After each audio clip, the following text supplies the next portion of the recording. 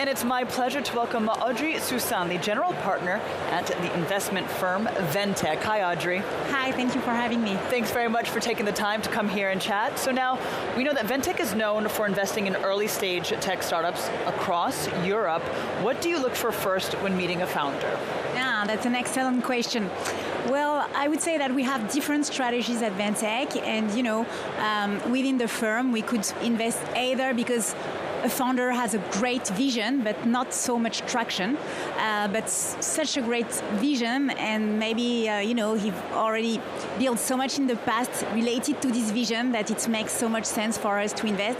Sometimes we get just in love with the market itself, and we find a great executant, a great founder who can execute this specific value proposition in the market. So could be both of them, I would say, but if I would need to give it one answer, I would definitely rather have a great founder with a great vision than a great idea with a so-so founder.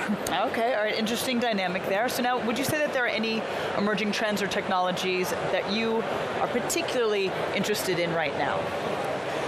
Yeah, well, you can't speak about trend without speaking about GENai right now, so it feels very stupid to say because of course everyone knows it today. Indeed. But maybe I want to share a few stories about that. I'm seeing maybe 6 entrepreneurs every day, 6 different entrepreneurs every day pitching me. And what is very different today is that there is such an excitement around GENai that, founders, they don't want to lose the wave. It's really exciting. They are like, for example, some of them, they stopped being entrepreneurs. They made a pause in their career. We received some entrepreneurs, they are 50 years old. They've built 2-3 companies in the past, and then they had a quick break. And they have a FOMO about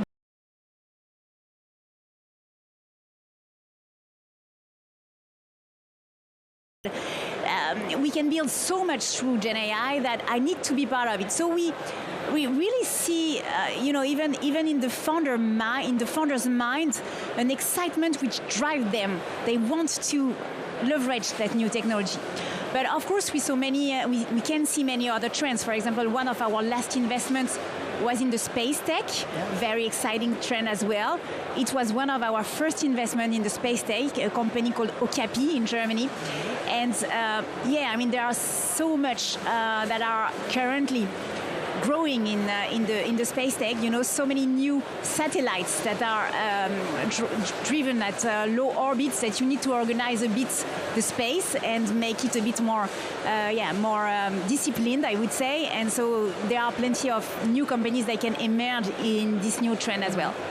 I'm also getting very interested into the digital health industry. Indeed. Because of new regulation, because of course, COVID, which changed so much in the area, because of doctors getting more digitized, because of new molecules that appeared and that build totally new ecosystem. Let's speak about GLP-1, for example, which help people, lose weight much more quicker. It gets so much traction around the individuals currently that there is a whole ecosystem to build around these new molecules. So, there are so many excitements today. Indeed, it's true. It really is limitless. Well, that being said, then how have you seen investment landscape shift in recent years when it comes to startups? Because it really has changed quite a bit. Yeah, quite a lot.